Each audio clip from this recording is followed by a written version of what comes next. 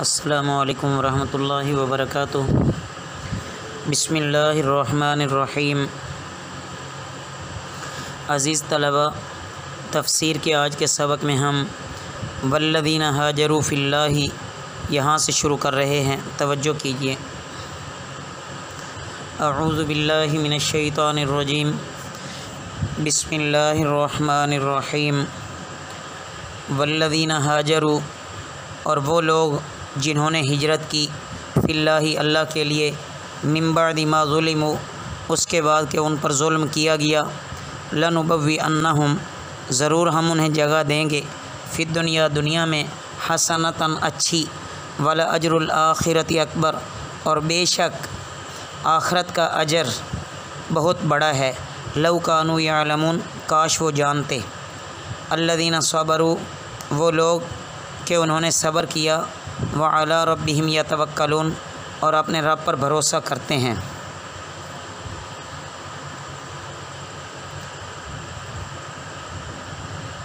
عزیز طلبہ، ان آیات مبارکہ میں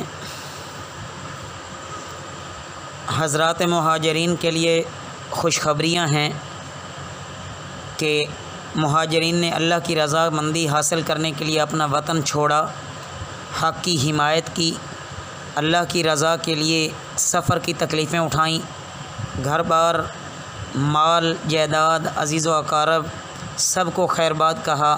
ان حضرات کو بشارت دی جا رہی ہے کہ دنیا میں بھی ان کو اللہ اچھا ٹھکانہ دیں گے۔ دیکھتے نہیں ہو کہ حبشہ میں اللہ نے کتنا اچھا ٹھکانہ دیا تھا، جو ابتدائی ہجرت کرنے والے لوگ تھے، جنہوں نے حبشہ میں نجاشی کے پاس جا کر پناہ حاصل کی، اور نجاشی نے ان کا بڑا اکرام کیا اور ان کو اپنے ہاں ٹھہرایا، اور نجاشی نے مشرکین مکہ اور جو کفار مکہ تھے ان کو بھی اس نے رد کر دیا۔ تو یہ دنیا میں اچھا ٹھکانہ ہی تو ہے، اور آخرت میں اللہ رب العزت فرماتے ہیں کہ ان کے لیے بہت بڑا اجر ہے۔ اس کے بعد عزیز طلبہ، ہجرت کی دو شرطیں ہیں۔ پہلی شرط یہ ہے کہ اللہ کی رضا کے لیے ہجرت ہو، اللہ کی راہ میں۔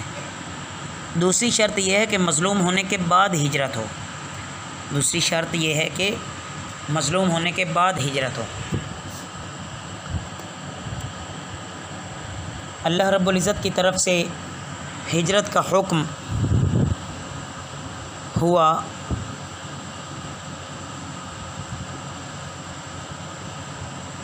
تو رسول اللہ صلی اللہ علیہ وسلم نے مدینہ کی طرف ہجرت کر جانے کی اجازت دے دی،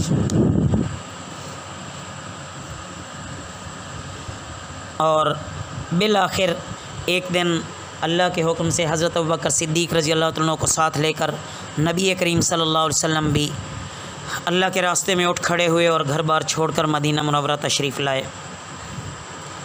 مدینہ منورہ پہنچ کر اعلان فرمایا کہ جہاں کہیں جو مسلمان ہو اس کے بس میں ہو تو مدینے چلا آئے۔ یہ حکم فتح مکہ سے پہلے کا تھا۔ ہجرت کے کچھ ہی عرصے کے بعد رزق کے دروازے مسلمانوں پر کھول دیے گئے، فقراء مساکین مالدار ہو گئے، دنیا کی بڑی بڑی سلطنتیں فتح ہوئیں۔ اللہ تعالیٰ نے دنیا میں بھی وعدے پورے کیے، اور آخرت کا وعدہ پورا ہونا وہ یقینی ہے۔ اللہ تعالیٰ ان حضرات مہاجرین کے درجات بلند فرمائے اور ہمیں ان حضرات کے نقش قدم پہ چلنے والا بنائے۔ وما ارسلنا من قبلک، اور نہیں ہم نے بھیجے تم سے پہلے، الا رجالا مردوں کے سوا، نوحی ہم وحی کرتے ہیں، الیہم ان کی طرف، فاسألوا پس پوچھو، اہل ذکری یاد رکھنے والے، ان کنتم اگر تم ہو، لا تعلمون نہیں جانتے، بالبینات والزبر نشانیوں کے ساتھ اور کتابیں، وانزلنا اور ہم نے نازل کی، الیک ذکر تمہاری طرف ذکر یا یادداشت بھی معنی کر سکتے ہیں، لتبین تاکہ واضح کر دو، للناس لوگوں کے لیے، ما نزل جو نازل کیا گیا، الیہم ان کی طرف، ولعلہم یتفکرون اور تاکہ وہ غور و فکر کریں۔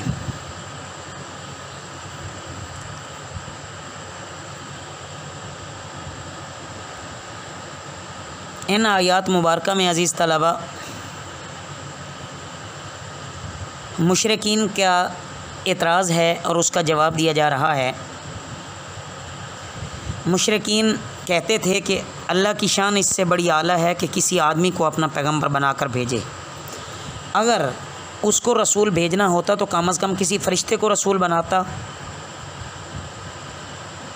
تو عزیز طلبہ وہی اس بات کا جواب دیا جا رہا ہے کہ رسالت اور بشریت میں وہ منافع سمجھتے تھے، حالانکہ یہ فضول ترین بات ہے۔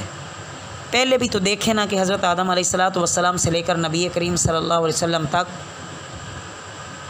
تمام کے تمام انبیاء وہ انسانوں سے آئے، نہ تو جنوں سے ہیں نہ فرشتوں سے ہیں، نہ کوئی حتیٰ کہ کوئی عورت بھی نبی نہیں ہے۔ یہاں لفظ رجالن آیا ہے، اس سے یہ استدلال کیا گیا ہے کہ نبوت کا مرتبہ مردوں ہی کے لیے محدود رہا ہے۔ اس کے بعد مزید ان کو کھلی چھوٹ دی جا رہی ہے کہ اگر آپ لوگوں کو سمجھ نہیں آ رہی نا تو اہل کتاب سے پوچھ کر دیکھو، کوئی تو ان میں ایسا بھی ہوگا جو صحیح بات کرنے والا ہوگا، جن کے علم کے تم معتقد ہوگے۔ سب کے سب تو جھوٹ بولنے والے نہیں ہوتے نا۔ ممکن ہے کہ ان کی بات آپ لوگوں کو سمجھ آ جائے۔ باقی یہاں ایک اہم ضابطے کی طرف اشارہ فرمایا گیا ہے کہ جو لوگ احکام کو نہیں جانتے وہ جاننے والوں سے پوچھ کر عمل کریں، اور نہ جاننے والوں پر فرض ہے کہ جاننے والوں کے بتلانے پر عمل کریں۔ اسی کا نام تقلید ہے۔ افامن الذین، جو لوگ افامینہ کیا بے خوف ہو گئے ہیں، الذین جن لوگوں نے مکر السیئاتی برے دعو کیے، ان یخسف اللہ کہ دھنسا دے اللہ بہم الارض ان کو زمین میں، او یاتیہم العذاب یا ان پر آئے عذاب، من حیث لا یشعرون اس جگہ سے کہ وہ خبر نہیں رکھتے، او یاخذہم یا انہیں پکڑ لے، فی تقلبہم ان کو چلنے پھرنے میں، فما ہم بمعجزین پس نہیں وہ عاجز کرنے والے، او یاخذہم یا انہیں پکڑ لے وہ علی تخوف ڈرانے پر، فإن ربکم پس بے شک تمہارا رب لرؤوف الرحیم انتہائی شفیق رحم والا ہے۔ عزیز طلبہ، کیا اتنا کچھ دیکھنے سننے کے باوجود بھی مشرکین مکہ اور کفار مکہ بار بار اعتراض پہ اعتراض کیے جا رہے ہیں؟ کیا یہ بھی اللہ کے عذاب سے نہیں ڈرتے؟ اگر نہیں ڈرتے تو اللہ کے ہاں تو کسی چیز کی کمی نہیں ہے نا۔ کیا یہ ایسا ممکن نہیں ہے؟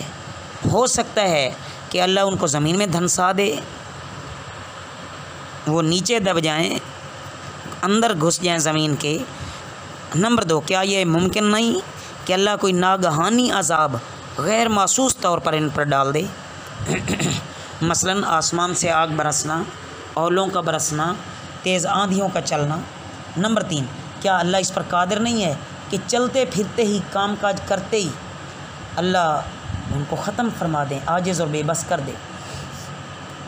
کیا ایسا نہیں ہو سکتا کہ اللہ تعالیٰ کوئی ناگہانی بلا ہی ان پر نازل کر دے؟ یہ عزیز طلبہ یہ سب کچھ ہو سکتا ہے۔ اللہ جو چاہیں وہ کر سکتے ہیں اور ہو جائے گا۔ بس حق تعالیٰ کا شفیق اور مہربان ہونا بتلاتا ہے کہ دنیا کی تنبیہات بھی شفقت اور رحمت ہی کی داعیہ سے ہیں، تاکہ غافل انسان متنبہ ہو کر اپنے اعمال کی اصلاح کرے۔ اللہ تعالیٰ اپنے عذاب اور گرفت کا خوف ہمارے دلوں میں بھی پیدا فرمائیں تاکہ ہم بد اعمالیوں سے رک جائیں۔ وما علینا الا البلاغ المبین۔